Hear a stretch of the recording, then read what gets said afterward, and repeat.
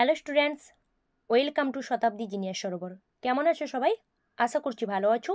4টের GK ক্লাসে আমি তোমাদেরকে স্বাগত জানাই, যে ক্লাসটিতে আমি তোমাদের সাথে সাধারণ বিজ্ঞানের কিছু কমনযোগ্য প্রশ্ন উত্তর আলোচনা করব, যেগুলো বাছাই করা সাজেস্টিভ কিছু প্রশ্ন উত্তর, যেগুলো তোমাদের আপকামিং কম্পিটিটিভ এক্সামসের জন্য গুরুত্বপূর্ণ। প্রথম প্রশ্ন, চালাজা কি? সঠিক উত্তর হবে ডিম্বকমূলক পাখি এবং সরীসৃপের ডিমের ভিতরের কাঠামো এবং উদ্ভিদ ডিম্বকের অংশ একটি বলতে পারো। এবং এটি একটি বৃহৎ কাঠামোর মধ্যে, মানে এর যে একটা বৃহৎ কাঠামো রয়েছে, এই বৃহৎ কাঠামোর মধ্যে কুসুম বা নিউসেলাস যেটাকে বলছে, ওই নিউসেলাসটিকে ধরে রাখে, যেটাকে বলা হচ্ছে চালাজা। তাহলে চালাজা হচ্ছে ডিম্বকমূলক পাখি এবং সরীসৃপের ডিমের ভিতরের কাঠামো, যেটা হচ্ছে একটা বৃহৎ এবং উদ্ভিদ ডিম্বকের অংশ বলতে পারো এটি, যেটা হচ্ছে তোমার একটা বৃহৎ নিউসেলাসকে ধরে রাখছে, বৃহৎ একটি কাঠামো যেটা ধরে রাখছে নিউসেলাস বা কুসুম যেটাকে বলা হচ্ছে, ওটাকে ধরে রাখে। ঠিক আছে, পরের প্রশ্ন, সিম্বিওটিক ব্যাকটেরিয়া কোনটি? মানে ব্যাকটেরিয়া যেগুলো রয়েছে তার মধ্যে সিম্বিওটিক ব্যাকটেরিয়া কোনটি বা সিম্বিওটিক ব্যাকটেরিয়া কোনটিকে বলা হচ্ছে?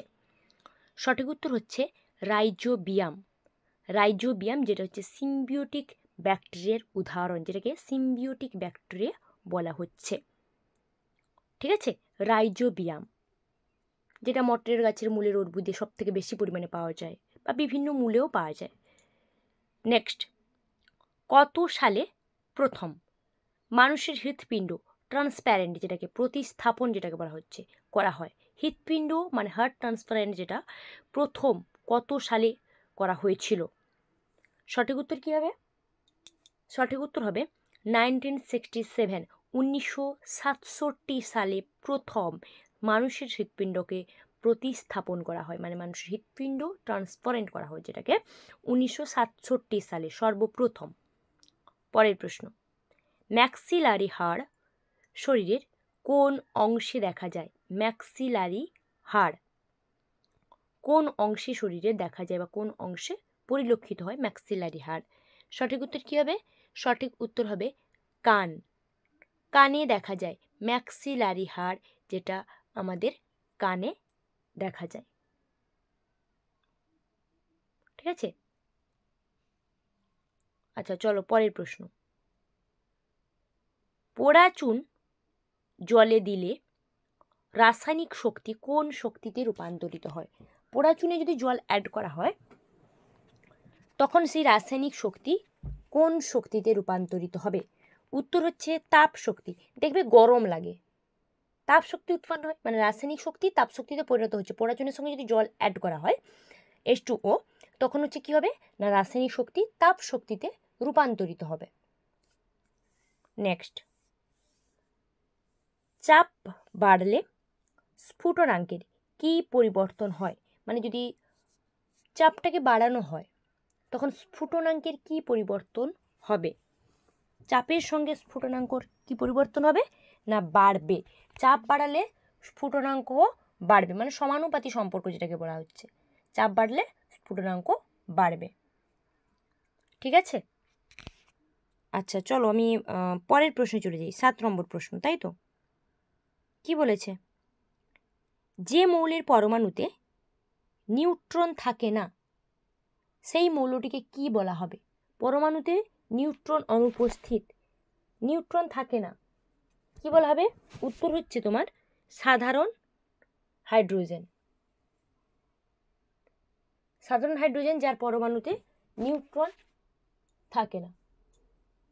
ঠিক আছে, নেক্সট, গতিজাড্যের উদাহরণ দাও। গতিজাড্য, তো সেই গতিজাড্যের একটা এক্সাম্পল দেখো, যেটাতে মানে গতিজাড্য ধর্ম যেটা প্রদর্শন করছে। উত্তর হচ্ছে কি বলতো না, সুইচ বন্ধ করার পর পাখা ঘুরতে থাকা। যখন ফ্যান চলে, আমরা যখন সুইচটা বন্ধ করে দিই তখন কিন্তু পাখার সঙ্গে সঙ্গে বন্ধ হয়ে যায় না, পাখার যে ব্লেডগুলো ওগুলো অনেকক্ষণ ধরে ঘুরতে থাকে, তারপর বন্ধ হয়, তাই তো? সেই জন্য বলছি যে ওটা হচ্ছে গতিজাড্য। সুইচ বন্ধের সঙ্গে সঙ্গে পাখাটা বন্ধ হয়ে যাচ্ছে না, কিছুক্ষণ সময় ধরে সেই পাখাটা ঘুরছে। 9 নম্বর, হ্যালোজেন মৌলের যোজ্যতা কত?